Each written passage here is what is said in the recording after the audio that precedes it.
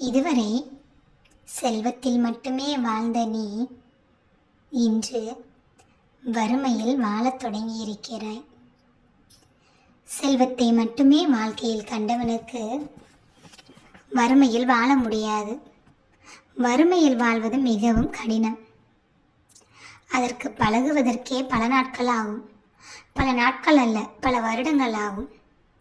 அதற்குள் மனம் முடிந்து போகும். மனம் முடிந்து போனால் அடுத்து என்ன செய்வது என்று தெரியாமல் சிந்திக்க வேண்டியது இருக்கும். சிந்திப்பதற்கு கூட நேரம் இருக்காது.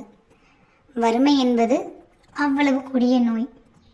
ஆனால் வறுமையிலேயே வாழ்ந்து கொண்டிருக்கும் என் பக்தர்கள் வறுமையை கண்டால் பயப்பட மாட்டார்கள். எவ்வளவு வறுமையாக இருந்தாலும் அதை சமாளிக்கக்கூடிய திறமை உடையவர்கள். ஒரு நாளும் என்னிடம் வந்து பொன்பொருள் எனக்கு கொடுக்கவில்லையே, நான் வறுமையில் வாடுகிறேனே என்று கேட்க மாட்டார்கள். ஏனென்றால் வறுமையில் வாழத் தெரிந்தவர்கள். அவர்கள் என்னிடம் வந்து கேட்பது எப்பொழுதுமே அவர்களுக்காக மட்டும் இருக்காது. அவர்களை சுற்றி உள்ளவர்களுக்காகவும் இந்த உலகத்தில் கஷ்டப்படுபவர்களுக்காகவும் தான் அவர்கள் பிரார்த்தனையே செய்வார்கள். இதுதான் வறுமையில் உள்ள பிள்ளைகளின் குணம். ஒருவர் மிகவும் செல்வந்தராக வாழ்ந்துவிட்டால் அவர்களால் வறுமையில் வாழ முடியாது. அந்த நொடியில் என் மீது அளவுக்கு அதிகமாக கோபம் வரும். செல்வந்தராக இருந்த பொழுது எனக்கு அள்ளி அள்ளி எல்லாவற்றையும் செய்திருப்பார்கள். உடனே என்னிடம் வந்து மானிடர்களிடம் சண்டை போடுவதைப் போல சண்டை போட ஆரம்பித்து விடுவீர்கள். நான் நன்றாக இருக்கும் பொழுது உனக்கு அதை செய்தேன், இதை செய்தேன். ஆனால் உனக்கு கண் இல்லை. இன்றோ நீ என்னை மிகவும் கஷ்டப்படுத்துகிறாய். உனக்கு நான் என்ன நல்லது செய்து என்ன பலன்? இதற்கு நான் செய்யாமலே இருந்திருக்கலாமே.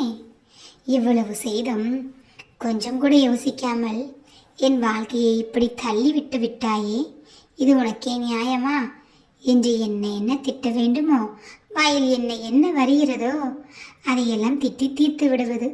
ஏனென்றால் அப்பொழுது மட்டும் நான் கல்லாக தெரிவேன்.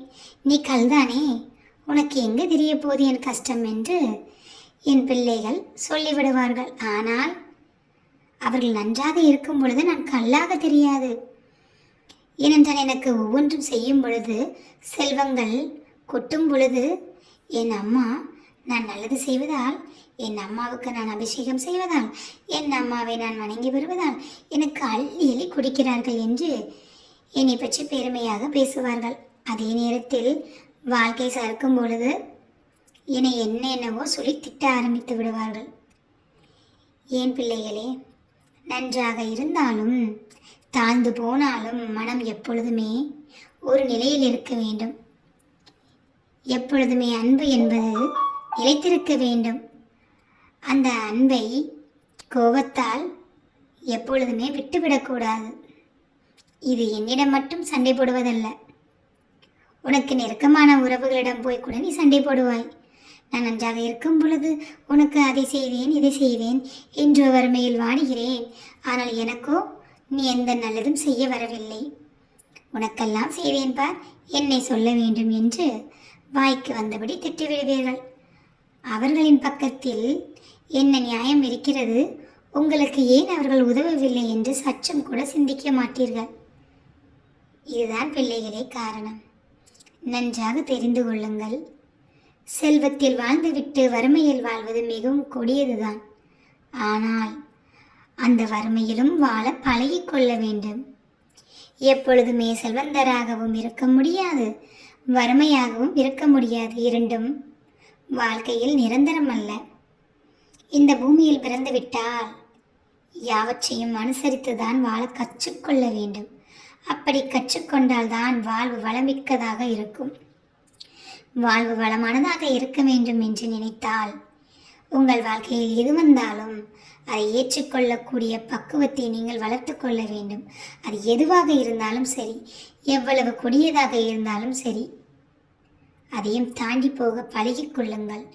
அப்பொழுதுதான் வாழ்க்கையில் உங்களால் முன்னேற முடியும்.